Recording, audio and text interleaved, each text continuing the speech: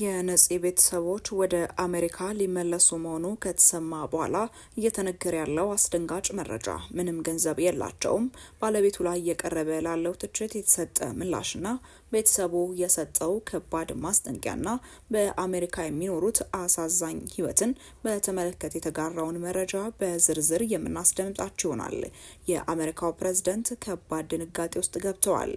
የሰሞኑ አወዛጋቢው የቃላት ጦርነት ተጋግሎ ቀጥሏል። መረጃውን በዝርዝር የምናስደምጣችሁ ይሆናል።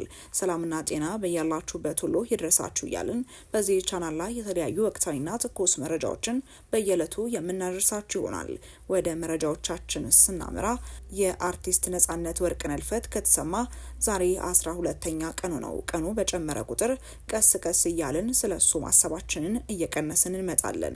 ከጥቂት ወዳጆቹ በቀር ድንኳኑ ባዶ መሆን የጀመረው ገና በሰልስቱ ማግስት ጀምሮ ነው። እንግዲህ ባለቤቱ ከሌለ ሁሉም ነገር በነበረበት አይቀጥልም። ባለፈው ስለ ሰይፉ ፋንታውን ነጻነትን በህመሙ ወቅት ማገዝ ጽፍ ነጻነት ገንዘብ መች አጣና ነው የሚታገዘው ብላችሁ እየጨዋችሁ የነበራችሁ እንግዲህ ቁርጡን እወቁት። ምንም የለም።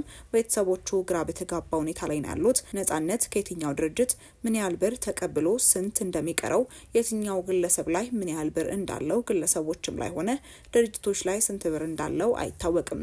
ጥቂት ወዳጆቹ ዘንድ የተበጣጠሱ መረጃዎች ሊኖሩ ይችላሉ። ሞባይሉ ላይ ከተለዋወጣቸው የጽሁፍ መልእክቶችና ምስሎች የሚገኙ መረጃዎች ይኖራሉ። አንዳንዶቹ ገንዘቦች ውል የተገባባቸውና በወረቀት የሰፈሩ አይደሉም። ነጻነት በህይወት ዘመኑ ሁሉንም በወረቀትና በማስረጃ የሚሰራ አልነበረም። ከማን ጋር ምን እንደሚሰራ፣ ምን ያህል ብር ቀድሞ ተቀብሎ ምን እንደቀረው የሚገልጽ የተደራጀ ማስረጃ የለውም። የሚበዛው ግንኙነታችን ልማዳዊ አይደለም።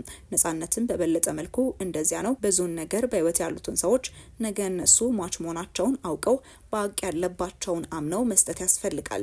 ህጋዊ ውል የገባባቸውና አሁን እሱ ቀርቦ የማይጠይቃቸው ስምምነቶች አሉ። ነጻነት ዛሬ ስለሌለ የቀረውን ሂሳብ ተሳስቦ አይጠይቅም። በአጠቃላይ ስምምነቶቹ፣ ብድሮቹ፣ ስጦታዎቹ፣ አደራዎቹ ወዘተ አብራው ላልኖረች ነገ ልጆቿን አባታቸው ባሳደገበትና ባስተማረበት መንገድ እንዴት እንደምትወስዳቸው ግራ ለገባት እናትና ልጆች ከፊታቸው ያለው ጊዜ አስፈሪ ነው።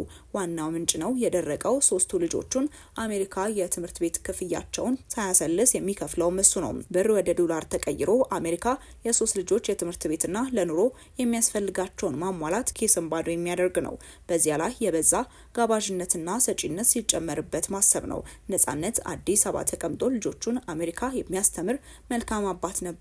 የዚህን ንዑስ ዓመት ከፍሎ ቀጣዩ ሲደርስ እንደሚከፍል ነው አባትም እናትም ያመኑት። ያ ግን አልሆነም። ከእንግዲህ ነጻነት ለልጆቹ የትምህርት ቤት ሊከፍል አይችልም። ከሚቀጥለው ንዑስ ዓመት ጀምሮ የነጻነት ልጆች የትምህርት ቤት የሚከፍል አባት የላቸው። ሚስቱ ለምን አላለቀሰችም እያላችሁ አንዳንዶቻችሁ ስታብጠለጥሏት የነበራችሁ የልጆቹ እናት ይህን ሁሉ ስታወጣና ስታወርድ ሊሆን ይችላል ያጣችው የልጆቿን አባት ብቻ ሳይሆን የልጆቿን ቀጣይ ተስፋም ጭምር ነው። ነጻነት የባንክ ሂሳቡ በገቢዎች ታግዶ ገንዘቡ የሚዘዋወረው በወዳጆቹ የባንክ አካውንት ነው። ማን ጋር ስንት አለው ስንት የለውም አይታወቅም። እነዚህ ወዳጆቹ ነጻነት ካለፈ በኋላ ያለውንና የሌለውን ከቤተሰቦቹ ጋር ተሳስበዋል። አላውቅም። በነጻነት ለብር ደንታቢስነት ማን ጋር ስንት አለው አይታወቅም። የብራንድ አምባሳደር የሆነላቸው ማስታወቂያ የሰራላቸው ድርጅቶች ኮሚሽን የሚቀበላቸው የቴሌቪዥንና የሬዲዮ ጣቢያዎች የነጻነት ወርቅነህን ስንት ብር አለባቸው እነሱ ያውቃሉ። እሱ ሊጠይቃቸው ግን አይችልም። ሚስቱ 3 ልጆቿን ይዛ እንደሰማሁት ከነገ ወዲያ ወደ አሜሪካ ትመለሳለች። ብትችሉ የነጻነት ወርቅነህ ትንሽም ቢሆን ብር ያለባችሁ ከነገ በስቲያ ምሽት ከመድረሱ በፊት ለሚስቱና ለልጆቹ ያለባችሁን ስጡ። ለጊዜው መስጠት ባትችሉ እንኳን ያለባችሁን መጠንና የምትመልሱበትን ጊዜ አሳውቁ። ትላንት የብዙዎች የሳቅና የቁም ነገር የጥበብና የሀሳብ ምንጭ የነበረው ነጻነት ወርቅነህ ዛሬ የለም። እናንተም ነገ አትኖሩም። ሁሉም ለህሊናችሁ የተተወ ነው። እናንተ ያላችሁበትም ብቻም ሳይሆን ነጻነት ሌሎች ላይ ያለውንም ለቤተሰብ አሳውቁ። እውነት ነጻነትን የምትወዱ ከሆነ የግድ ደግሞ ብድር ወይም እዳ ብቻ አይደለም ሊኖርባችሁ የሚገባው። አብራችሁ የሰራችሁ የምትወዱት የምታደንቁት በስራዎቹ የተጠቀማችሁ ከወዳጅነቱ ያተረፋችሁ ሁሉም ስለ ልጆቹ አስቡ፣ ነጻነት አስቀምጡት። ያለፈው እሱ ባይኖር ልጆቹ የሚጠቀሙበት ሀብት ንብረት የለውም። ፍቅር ነው የነበረው። ፍቅር የትምህርት ቤት ሲከፍልና ልጆቹን ባያሳድግ እንኳን አጋር ሲሆን ማሳየት እንወዳለን። ካለነው ሁሉ ይጠበቃል ሲል ቴዎድሮስ ተክለሃርጋይ ይህንን መረጃ ያጋራ ሲሆን ይህንን መረጃም ተከትሎ በርካታ ሀሳቦችም እየተሰጡ ይገኛሉ።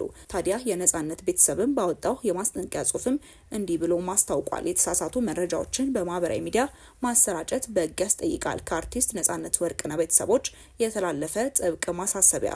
በቅድሚያ በአርቲስት ነጻነት ወርቅነህ ድንገተኛ ህልፈት ከጎናችን ለነበራችሁ ሁሉ ምስጋናችን ይድረሳችሁ። ቤተሰቡ ወደ መጡበት ከመመለሳቸው በፊት የሚከተለውን ህጋዊ ውክልና ሰጥቷል። አንደኛ፣ ህጋዊ ተወካይ የአርቲስቱን ማናቸውንም የስራ ጉዳዮች እንዲከታተልና መረጃ እንዲሰጡ አቶ አስናቀ ንጉሴን ወክለነዋል።